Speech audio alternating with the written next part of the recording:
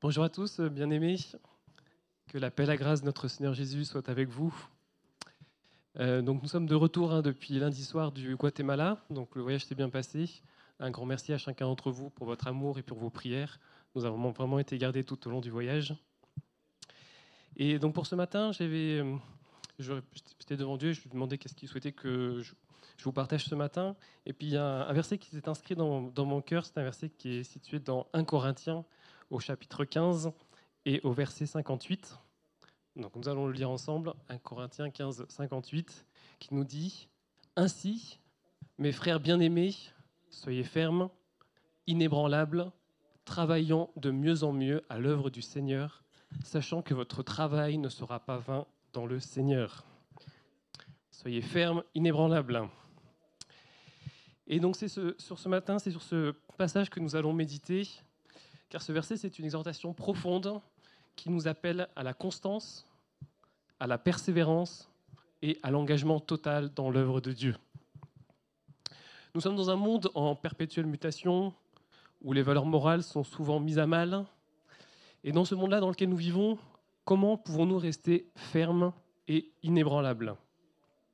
Comment pouvons-nous abonder toujours dans l'œuvre du Seigneur avec l'assurance que nos efforts ne sont pas vains ?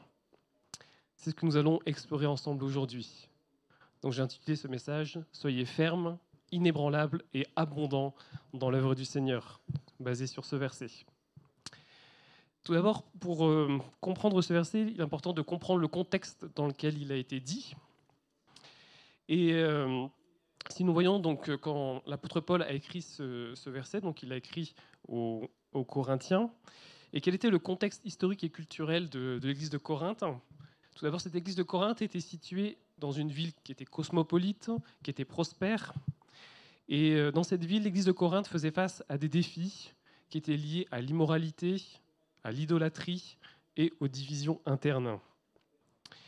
Et les croyants de cette église étaient influencés par la philosophie grecque et les pratiques païennes environnantes. Et en conséquence, cette église était confrontée à des défis doctrinaux. Certains doutaient de la résurrection des morts, qui est pourtant une doctrine fondamentale du christianisme. Notre Seigneur Jésus, il est mort et ressuscité. Et donc du coup, Paul a écrit ce chapitre 15 de 1 Corinthiens pour pouvoir réaffirmer la vérité de la résurrection et pour encourager les croyants à rester fidèles. Cela, c'est le message central du chapitre 15, la résurrection du Christ. Paul rappelle que si Christ n'est pas ressuscité, notre foi est vaine. Et la résurrection, c'est la preuve de la victoire de Jésus-Christ sur la mort et sur le péché. Et comme Christ est ressuscité, nous avons l'assurance de la vie éternelle. Et cette espérance doit influencer notre façon de vivre et de servir. En comprenant ce contexte, nous pouvons maintenant saisir la profondeur de l'exhortation de Paul à être ferme, inébranlable et toujours abondant dans l'œuvre du Seigneur. Pour cela, je vous souhaite tout d'abord qu'on puisse prendre ensemble un passage qui nous montre la nécessité d'avoir une foi solide, ancrée dans la parole de Dieu. Lisons ensemble Matthieu chapitre 7, versets 24 et 25.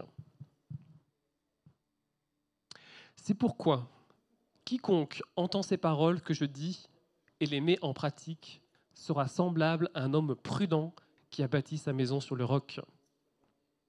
La pluie est tombée, les torrents sont venus, les vents ont soufflé et se sont jetés contre cette maison.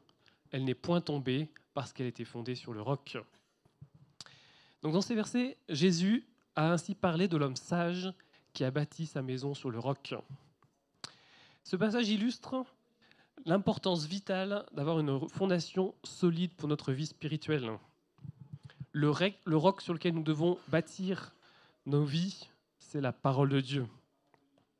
Nous avons été encouragés ce matin par une prophétie à prendre du temps à lire la parole de Dieu et à la méditer. Lorsque nous ancrons dans ces enseignements, non seulement nous entendons la volonté de Dieu, mais aussi nous la mettons en pratique. Et c'est cela qui nous permet de résister aux tempêtes de la vie, aux épreuves, aux doutes ou aux tentations que nous pouvons être confrontés. Une maison bâtie sur le sable, c'est une vie fondée sur des valeurs éphémères et instables. Mais une vie ancrée sur la parole de Dieu est inébranlable, car elle repose sur une vérité éternelle.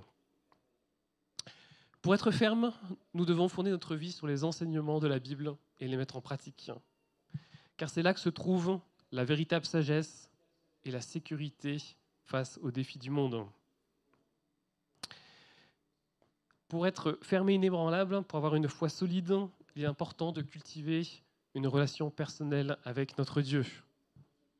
Prenons Philippiens chapitre 4, versets 6 et 7, qui nous dit « Ne vous inquiétez de rien, mais en toute chose, faites connaître vos besoins à Dieu par des prières et des supplications avec des actions de grâce, et la paix de Dieu, qui surpasse toute intelligence, gardera vos cœurs et vos pensées en Jésus-Christ. » Dans ces versets, l'apôtre Paul nous rappelle que la foi solide naît d'une relation personnelle et intime avec Dieu, qui est nourrie par la prière et la confiance totale en lui. Lorsque nous choisissons de nous tourner vers Dieu, dans chaque situation, au lieu de laisser l'inquiétude nous submerger, nous témoignons de notre dépendance à lui. Et cette communion constante avec le Seigneur, par la prière, avec des reconnaissances, ouvre la porte à une paix surnaturelle. Une paix que Dieu veut donner à chacun d'entre nous. Une paix que rien ni personne ne peut nous enlever.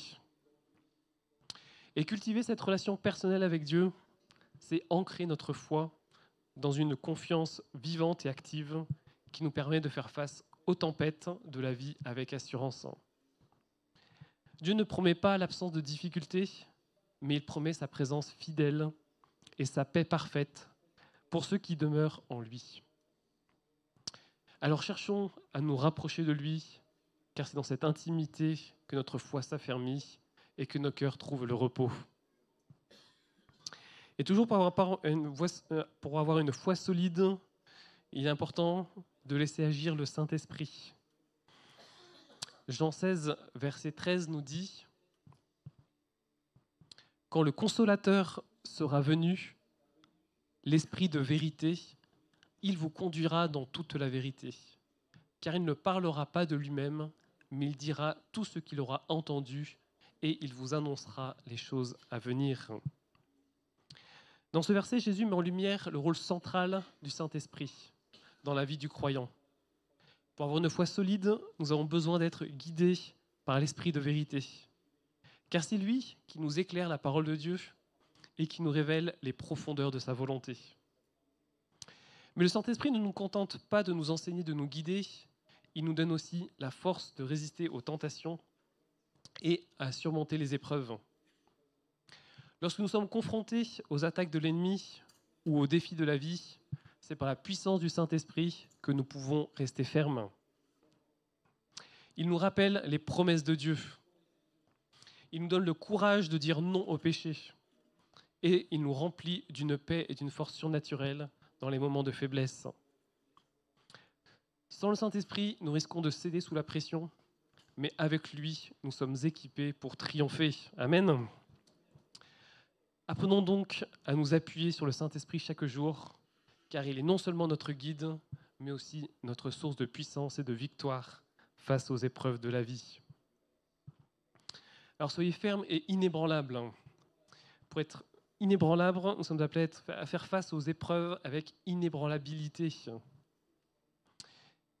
Pour faire face à ces épreuves, il est tout d'abord important de comprendre que ces épreuves sont inévitables. Jésus lui-même nous le dit dans Jean 16 au verset 33.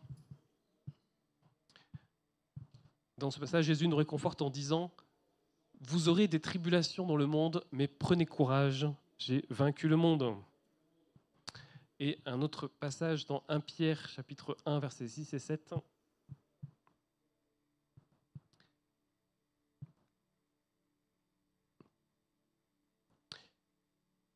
C'est de là ce qui fait votre joie, puisque maintenant, puisqu'il le faut, vous soyez attristés pour un peu de temps par diverses épreuves, afin que l'épreuve de votre foi, plus précieuse que l'or périssable, qui cependant est éprouvée par le feu, ait pour résultat la louange, la gloire et l'honneur lorsque Jésus-Christ apparaîtra.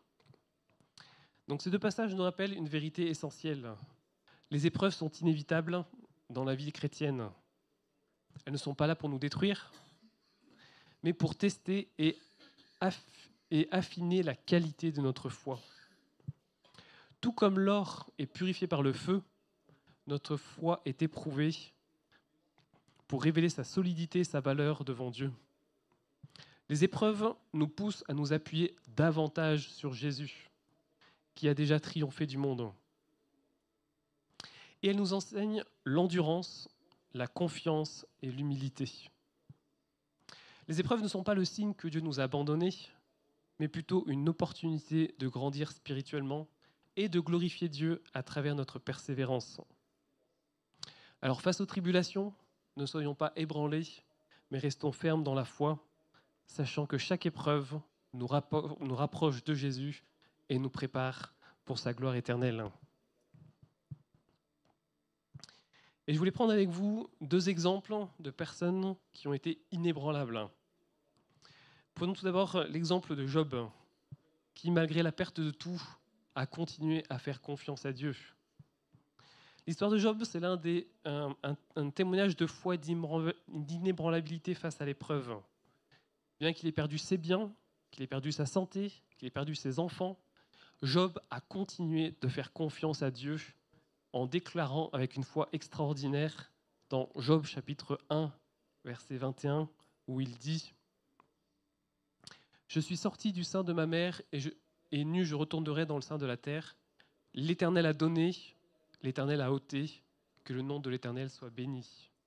L'Éternel a donné, l'Éternel a ôté, que le nom de l'Éternel soit béni. » Même lorsque la souffrance était incompréhensible et que les amis de Job l'accusaient injustement, Job a refusé de maudire Dieu ou de renier sa foi. Il a crié sa douleur, il a posé des questions à Dieu, mais il n'a jamais abandonné sa confiance qu'il avait dans la souveraineté de Dieu. Ce qui rend Job inébranlable, c'est sa capacité à reconnaître que Dieu est digne de confiance, même lorsque les circonstances semblent contraires.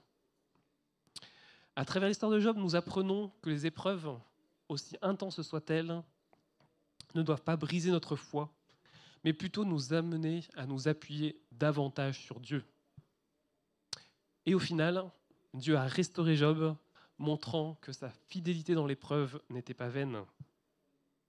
Comme Job, soyons déterminés à faire confiance à Dieu, non pas parce que nous comprenons tout, Job ne comprenait pas ce qui lui arrivait, mais parce que nous savons que ses plans sont toujours bons, même dans la souffrance.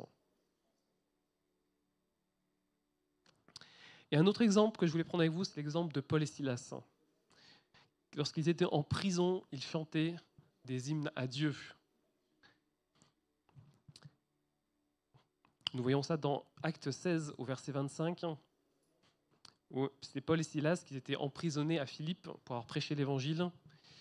Et à travers de ce passage, il nous montre un autre exemple extraordinaire de foi inébranlable dans l'épreuve. Donc ce verset nous dit « Vers le milieu de la nuit, Paul et Silas priaient et chantaient les louanges de Dieu, et les prisonniers les entendaient. » Malgré leurs chaînes, malgré les souffrances physiques qu'ils avaient endurées après avoir été battus, Paul et Silas ont choisi de louer Dieu au lieu de se plaindre ou de se décourager. Leur louange, dans les ténèbres de la prison, a témoigné d'une profonde foi ancrée en Dieu. Une foi qui ne dépend pas des circonstances, mais qui dépend de la certitude que Dieu est digne de gloire en tout temps. Et leur confiance et leur adoration ont conduit non seulement à un miracle, il y a eu un tremblement de terre qui a ouvert les portes de la prison, mais ça a aussi conduit à la conversion du geôlier et de sa famille. Et cet épisode nous enseigne que même dans les moments les plus sombres, la louange et la prière sont des armes puissantes pour rester fermes dans notre foi. Comme Paul et Silas, choisissons de louer Dieu au cœur de nos épreuves, sachant qu'il est avec nous, qu'il agit pour notre bien et qu'il peut transformer nos souffrances en témoignage de sa gloire. Et dans ces épreuves, nous avons la promesse de la présence de Dieu. Dans Ésaïe, chapitre 41, au verset 10, Dieu nous adresse cette promesse réconfortante. Ne crains rien, car je suis avec toi. Ne promène pas des regards inquiets, car je suis ton Dieu. Je te fortifie, je viens à ton secours, je te soutiens de ma droite triomphante. Ce verset, c'est une ancre pour notre foi, surtout dans les moments les plus difficiles de la vie. Lorsque nous faisons face aux épreuves, il est facile de se sentir seul, abandonné ou dépassé par les circonstances, mais Dieu nous rappelle qu'il ne nous abandonnera jamais. Il est avec nous, même dans les vallées les plus sombres, et sa présence est notre force. Cette assurance divine nous permet de rester inébranlables, car nous savons que nous ne combattons pas seuls. Il est à nos côtés.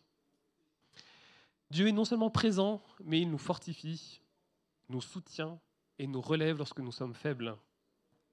Peu importe la gravité de l'épreuve, sa puissance et sa fidélité demeurent infaillibles. Alors ne laissons pas la peur ou le découragement prendre le dessus. Appuyons-nous sur cette promesse. Dieu est avec nous.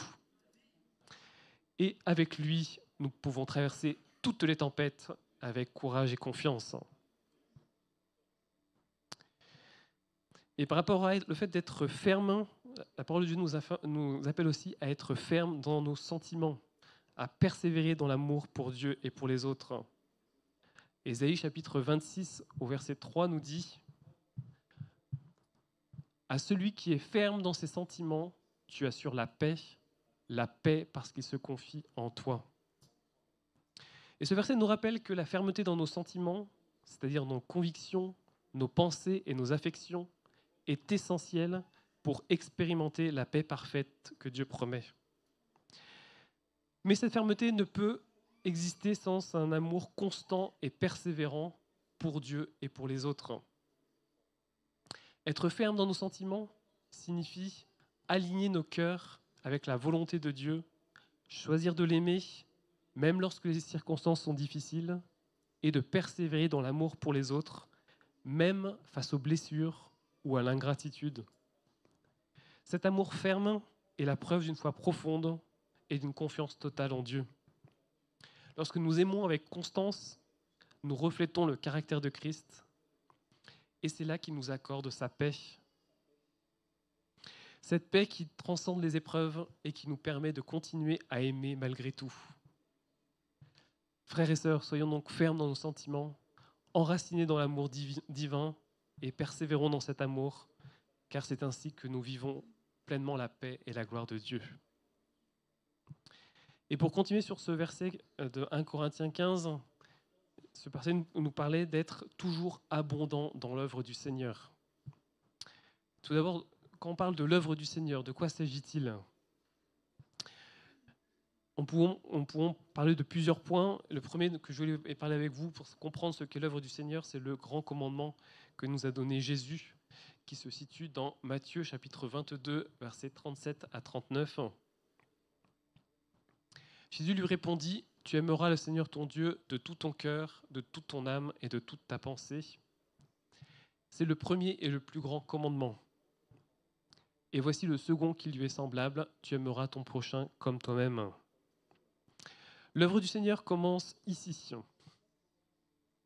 dans un amour profond et sincère pour Dieu, qui se reflète dans notre manière d'aimer et de servir les autres.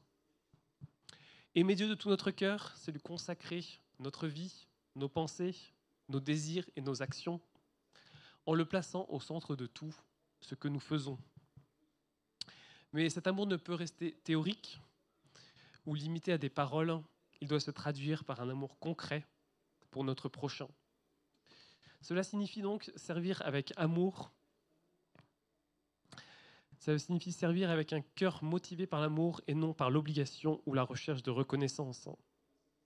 L'œuvre du Seigneur n'est pas seulement accomplir des tâches ou remplir des fonctions, c'est agir avec un cœur rempli de compassion, de bienveillance et de générosité, en reflétant l'amour de Dieu dans nos relations et dans nos actes. Lorsque nous aimons Dieu pleinement et que nous aimons notre prochain comme nous-mêmes, nous accomplissons véritablement l'œuvre du Seigneur. Car tout ce que nous faisons devient alors un témoignage vivant de son amour. Donc l'œuvre du Seigneur, c'est ce premier point, le grand commandement. Mais Jésus nous a aussi donné une grande commission qui est située dans Matthieu chapitre 28, versets 19 et 20,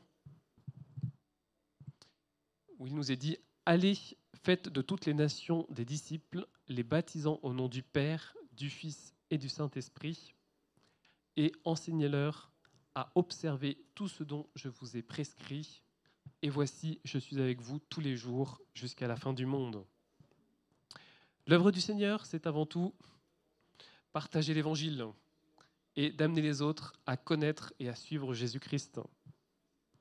Faire des disciples, ce n'est pas seulement transmettre un message, mais c'est aussi accompagner, enseigner, encourager les autres à grandir dans leur foi et à vivre selon les enseignements de notre Seigneur Jésus-Christ. Et cette mission, elle est universelle, elle s'adresse à toutes les nations, à toutes les cultures et à tous les cœurs. Elle ne se limite pas aux pasteurs ou aux missionnaires, mais elle concerne chacun d'entre nous, chaque croyant, car nous sommes tous appelés à être témoins de l'amour et de la vérité de Dieu. Et Jésus nous rassure, nous ne sommes pas seuls dans cette mission, il est avec nous. Il nous guide et il nous fortifie à chaque étape. Ainsi, l'œuvre du Seigneur consiste à vivre et à partager l'Évangile avec fidélité en amenant les autres à devenir des disciples afin que le royaume de Dieu s'étende et que son nom soit glorifié et partout dans le monde. L'œuvre du Seigneur, c'est également servir les plus petits. Car la parole de Dieu nous enseigne que servir les plus petits, c'est servir Christ. Les actes de justice et de compassion font partie des œuvres du Seigneur. Nous voyons ça dans Matthieu chapitre 25, versets 35 à 40. Donc ce passage nous dit « Car j'ai eu faim et vous m'avez donné à manger. J'ai eu soif et vous m'avez donné à boire. J'étais étranger et vous m'avez recueilli. J'étais nu et vous m'avez vêtu. J'étais malade et vous m'avez visité. J'étais en prison et vous êtes venus vers moi. » Les justes lui répondront, « Seigneur, quand avons-nous vu avoir faim et t'avons-nous donné à manger, ou avoir soif et t'avons-nous donné à boire ? Quand avons-nous vu étranger et t'avons-nous recueilli, ou nu et t'avons-nous vêtu ? Quand avons-nous vu malade ou en prison et sommes-nous allés vers toi ? » Et le roi leur répondra, « Je vous le dis en vérité, toutes les fois que vous avez fait ces choses à l'un de ces plus petits de mes frères, c'est à moi que vous les avez faites. » L'œuvre du Seigneur, c'est servir avec amour et compassion ceux qui sont dans le besoin. Car en servant les plus petits, nous servons directement Christ. Nous sommes appelés à être les mains et les pieds de Jésus sur terre, à refléter son amour par des actes concrets de bonté, de générosité et de soutien. Chaque geste de service, aussi simple soit-il, porte une valeur éternelle lorsqu'il est fait pour glorifier Dieu et aider les autres. En nous engageant auprès de ceux qui souffrent, auprès des marginalisés, auprès des oubliés, nous devenons des instruments de la grâce de Dieu. Nous apportons sa lumière dans les ténèbres. L'œuvre du Seigneur consiste aussi à incarner son amour dans nos actions quotidiennes, en servant avec un cœur humble et obéissant, comme Jésus lui-même l'a montré. Alors, comment abonder dans l'œuvre du Seigneur ? Nous sommes tout d'abord appelés à utiliser nos dons et nos talents. 1 Pierre chapitre 4, verset 10 nous dit « Comme de bons dispensateurs des diverses grâces de Dieu, que chacun de vous mette au service des autres le don qu'il a reçu. » Ce verset nous rappelle que Dieu, dans sa grâce infinie, a donné à chacun de nous des dons uniques. C'est pour ça que je vous dis que chacun de vous, chacun a un don unique. Et ce don, il n'est pas pour notre propre gloire ou bénéfice, mais il est pour servir les autres et pour bâtir le royaume de Dieu. Abonder dans l'œuvre du Seigneur, c'est reconnaître que nous sommes des intendants de ces dons et de les utiliser fidèlement pour répondre aux besoins autour de nous. Que ce soit par des paroles d'encouragement, des actes de service, des talents artistiques ou encore des ressources matérielles, chaque don a une place et une importance dans le plan de Dieu.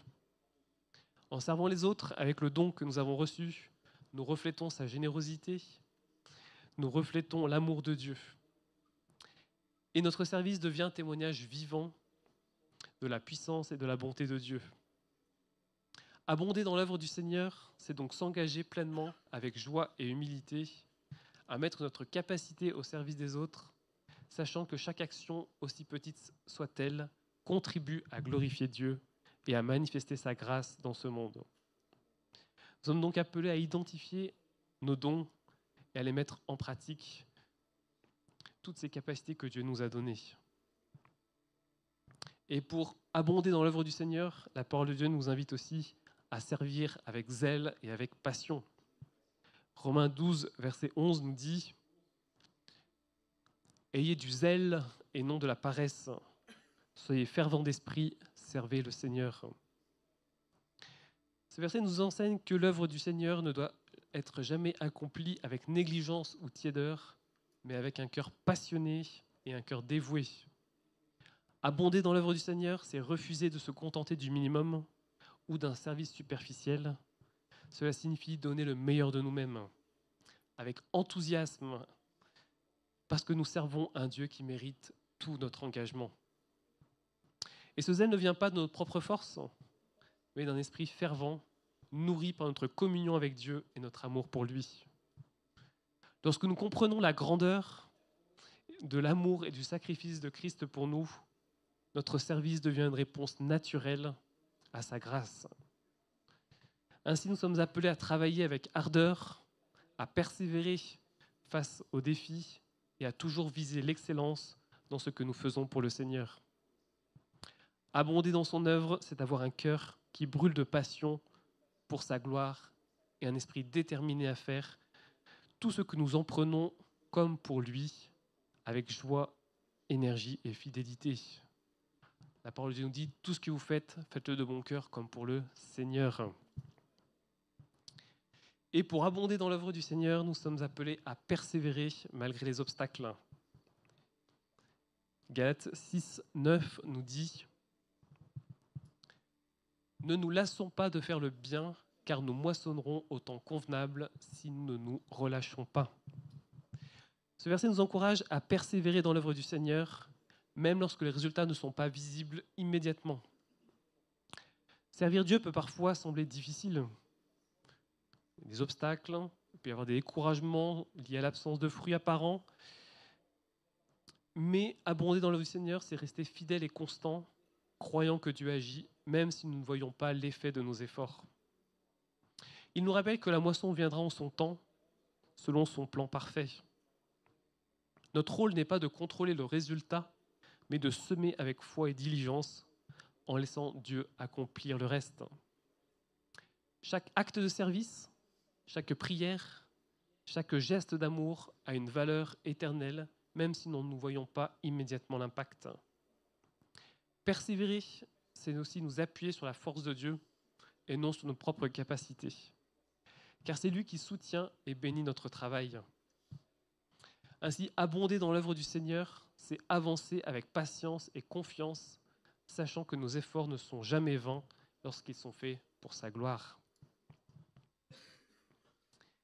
Et dans la parole de Dieu, nous avons plusieurs exemples de serviteurs qui ont été abondants dans l'œuvre du Seigneur.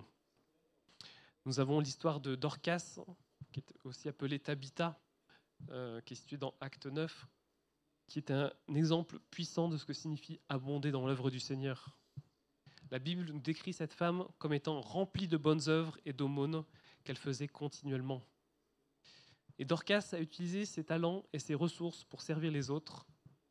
Elle le faisait, elle, en confectionnant des vêtements pour les veuves et les nécessiteux de sa communauté. Dorcas n'a pas cherché à faire de grandes choses aux yeux du monde, mais elle a fait preuve d'un amour constant et généreux envers ceux qui étaient autour d'elle. Ainsi, elle a glorifié Dieu par ses actions. Et l'impact de ce qu'elle a fait a été si grand que lorsqu'elle mourut, toute la communauté a pleuré sa perte et a témoigné de son dévouement. Par la grâce de Dieu, elle a ensuite été ressuscitée par l'apôtre Pierre qui a prié pour elle, et son histoire continue de nous inspirer à ce jour. L'histoire de Dorcas nous enseigne que l'abondance dans l'œuvre du Seigneur ne réside pas dans la grandeur des tâches accomplies, mais dans la fidélité, dans l'amour, dans le zèle avec lequel nous servons. À son exemple, nous sommes appelés à utiliser nos dons, aussi simples soient-ils, pour bénir les autres et manifester l'amour de Christ. En servant avec constance et humilité, nous devenons des instruments puissants entre les mains de Dieu, capables d'apporter sa lumière et son espoir à ceux qui en ont besoin. Un autre serviteur abondant, c'est Barnabas, qui était surnommé le fils d'encouragement, qui a soutenu Paul et qui a stimulé l'Église naissante. Je vous invite à reprendre la prédication de Jérémie sur Barnabas avec son ministère d'encouragement, où il a été vraiment un serviteur aussi abondant dans l'œuvre du Seigneur. Et on a aussi tous les missionnaires, tous les martyrs de l'Église, qui sont aussi des exemples de ceux qui ont donné leur vie pour l'Évangile, et pour lesquels nous voyons que leur héritage continue à ce jour d'influencer encore le monde. Donc en abondant dans l'œuvre du Seigneur, nous avons l'assurance que notre travail ne sera pas vain. Donc nous avons cette promesse que le travail que nous faisons ne sera pas vain, et nous avons l'assurance de la récompense divine. Dieu est juste et fidèle pour récompenser le travail que nous accomplissons. Hébreux chapitre 6, verset 10 nous dit « Car Dieu n'est pas injuste pour oublier votre travail et l'amour que vous avez montré pour son nom, ayant rendu et rendant encore des services aux saints. » Ce passage nous rappelle une vérité réconfortante. Chaque effort que nous accomplissons pour le Seigneur, même pour les plus petits et les plus discrets, est vu et reconnu par Dieu. Contrairement aux hommes qui peuvent parfois ne pas remarquer ou apprécier notre travail, Dieu voit tout. Il est fidèle et juste et il n'oublie jamais le service que nous rendons par amour pour lui et pour les autres. Et cette assurance nous donne la force de continuer, même lorsque nous nous sentons ignorés, épuisés ou découragés. Notre travail dans le Seigneur n'est jamais vain, car il porte une valeur éternelle. Chaque geste d'amour, chaque sacrifice, chaque prière sincère contribue à l'avancement de son royaume. Et bien que la récompense divine ne soit pas toujours immédiate, nous avons la certitude qu'elle viendra, car Dieu est fidèle à sa promesse. Ainsi, abonder dans l'œuvre du Seigneur, c'est servir avec joie et persévérance, sachant que rien de ce que nous faisons pour lui n'est perdu, mais qu'il y a une moisson de bénédiction et de gloire qui nous attend dans sa présence. La parole de Dieu nous dit que nous avons aussi la promesse de la couronne de vie. Nous voyons cela dans Jacques chapitre 1 verset 12 qui nous dit « Heureux l'homme qui supporte patiemment la tentation, car après avoir été éprouvé, il recevra la couronne de vie que le Seigneur a promise à ceux qui l'aiment. » Donc l'apôtre Jacques nous rappelle que notre fidélité dans l'œuvre du Seigneur, même au milieu des épreuves et des difficultés, n'est pas vaine. Dieu a promis une récompense glorieuse à ceux qui persévèrent, la couronne de vie, symbole de victoire éternelle et de communion parfaite avec lui. Travailler pour le Seigneur, c'est souvent avancer dans un chemin semé d'obstacles, de sacrifices et parfois d'incompréhension, mais nous avons cette assurance que tout ce que nous faisons par amour pour Dieu a une valeur éternelle. La couronne de vie n'est pas simplement une récompense future, elle est aussi une source d'encouragement pour le présent, nous rappelant que Dieu voit nos efforts et qu'il connaît nos luttes et qu'il est fidèle pour honorer ceux qui lui restent fidèles. Cette promesse nous pousse à abonder encore dans l'œuvre du Seigneur avec zèle, confiance et espérance, sachant qu'au-delà de nos efforts terrestres, une gloire éternelle nous attend dans sa présence. Servons donc avec joie, car notre travail dans le Seigneur est riche et de sens et il porte une récompense divine incomparable. Et par rapport au fait d'avoir l'assurance de la récompense divine, il y a un autre passage dans 2 Corinthiens 9, 6 qui nous parle de la semence et de la moisson. 2 Corinthiens 9, 6, nous dit « Sachez-le, celui qui sème peu, et celui qui sème peu moissonnera peu, et celui qui sème abondamment moissonnera abondamment. » C'est une vérité fondamentale. Nos investissements spirituels qui sont faits avec foi et générosité porteront toujours du fruit. Lorsque nous semons avec abondance, que ce soit de notre temps, notre amour, notre service ou nos ressources, nous participons à l'avancement de l'œuvre de Dieu. Et Dieu nous promet une récolte abondante en retour. Et ce principe spirituel nous pousse à donner sans retenue, à servir avec zèle, à aimer sans compter, car Dieu est fidèle pour bénir ce que nous lui offrons. Même si nous ne voyons pas immédiatement les fruits de nos efforts, nous pouvons être certains que chaque graine semée dans le Seigneur portera un impact, que ce soit dans nos vies ou dans celles des autres. La moisson n'est pas seulement matérielle, mais spirituelle. Elle se manifeste dans la joie, dans la paix, dans les âmes sauvées et les bénédictions célestes. Servons donc Dieu avec confiance, sachant que notre travail dans le Seigneur n'est jamais vain et que ceux qui sèment abondamment dans l'amour et dans la foi moissonneront abondamment pour la gloire de Dieu. Sachant que notre travail ne sera pas vain dans le Seigneur, ne nous décourageons donc pas dans le service. Nous pouvons passer par des moments de doute et de fatigue. Même les plus grands serviteurs de Dieu, tels que Moïse et Élie, ont traversé des moments de découragement. Élie, après avoir accompli un miracle spectaculaire sur le mont Carmel en défiant les prophètes de Baal, s'est retrouvé accablé de peur et de fatigue, au point de demander à Dieu de lui ôter la vie. Mais Dieu, dans sa grâce, l'a renouvelé en lui apportant du repos, de la nourriture et une rencontre personnelle dans le murmure doux et léger. De même, Moïse aussi, qui avait été accablé par le poids de la responsabilité de conduire le peuple d'Israël, il avait exprimé son désespoir à Dieu en disant « Je ne suis pas à moi seul à porter tout ce peuple, car il est trop pesant pour moi. » Pourtant, Dieu l'a soutenu en partageant la charge avec d'autres leaders et en renouvelant sa force pour continuer sa mission. Ces récits d'Élie, de Moïse, nous rappellent que le découragement est humain, mais que Dieu ne nous abandonnera jamais. Il nous renouvelle par sa présence, son soutien et ses provisions sont là, nous rappelant que c'est non pas par notre force, mais par sa puissance que nous accomplissons son œuvre. Nous ne nous découragerons donc pas, car ce même Dieu qui a relevé Élie et Moïse est fidèle pour nous fortifier et pour nous équiper dans notre service. Je vais inviter le groupe de louanges à s'approcher. Pour conclure donc ce message, nous avons donc vu cet appel de l'apôtre Paul dans 1 Corinthiens 15, 58. Et cet appel est aussi pertinent aujourd'hui qu'il était il y a 2000 ans. Il nous invite à être fermes et inébranlables. Il nous invite à enraciner notre foi, à résister aux vents contraires de la culture et des circonstances dans lesquelles nous vivons. Il nous invite à être toujours abondants dans l'œuvre du Seigneur, à servir avec passion et avec zèle et persévérance, et avoir cette assurance que notre travail n'est pas vain, que Dieu voit et récompense et utilise nos efforts pour sa gloire.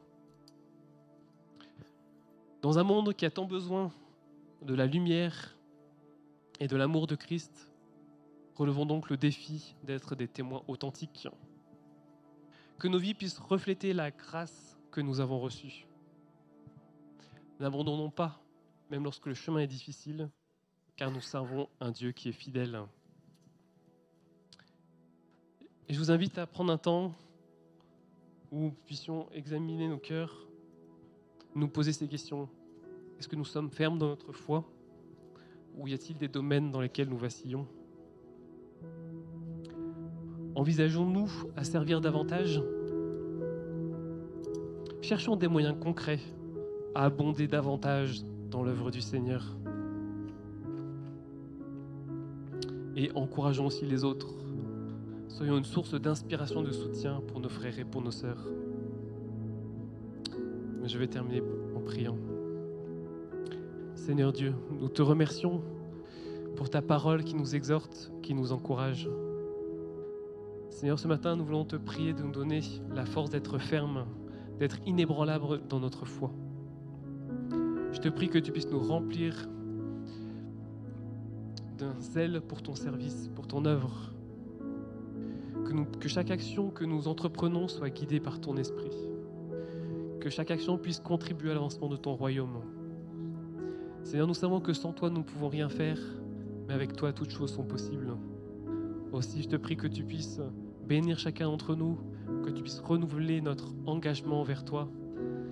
Merci Seigneur, parce que tu es à nos côtés et nous voulons te donner toute la gloire encore ce matin. Au nom précieux de Jésus, nous avons prié. Amen.